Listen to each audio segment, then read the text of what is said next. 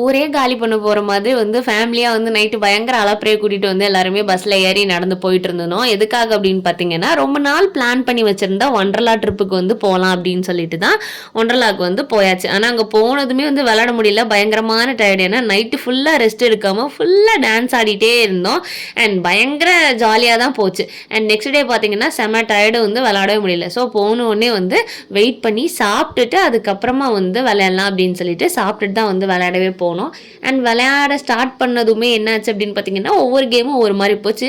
But அதில் ஒரு லேசே river மாதிரி ஒரு ரோப்பை பிடிச்சி வந்து நம்மளே மூவ் பண்ணுற மாதிரி ஒரு கேம்.